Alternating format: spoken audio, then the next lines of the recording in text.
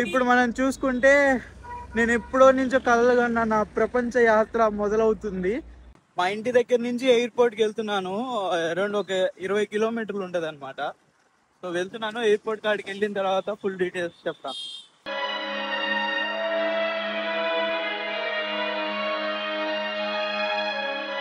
ఇప్పుడు ఎయిర్పోర్ట్ దగ్గర ఉన్నాం అనమాట. Hyderabad Rajiv Gandhi international airport. నాకు హైదరాబాద్ నుంచి డైరెక్ట్ బ్యాంకాక్ కి ఫ్లైట్ ఉంది. సో ఇండిగో ఫ్లైట్ లో నేను వెళ్తున్నాను. ఫస్ట్ టైం ఇంటర్నేషనల్ ట్రిప్ వేస్తున్నాను.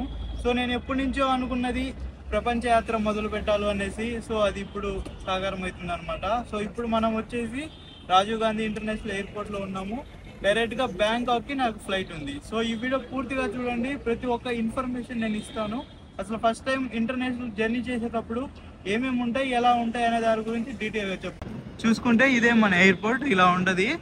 సో ఇక్కడ ఏంటంటే హైదరాబాద్లో మెయిన్గా మనకి 1 నుంచి 8 గేట్లు డొమెస్టిక్ అనమాట. 9 నుంచి ఇక అన్ని ఇంటర్నేషనల్. సో మనం 9వ గేట్ నెంబర్ దగ్గరికి వెళ్ళాలి. ఫస్ట్ చూడండి, ఇక్కడ గేట్ నెంబర్ కనపడుతుంది కదా, 1, 2 ఇలా 8 వరకు అన్ని డొమెస్టిక్, అంటే మన దేశంలో తిరగటానికి మాత్రమే.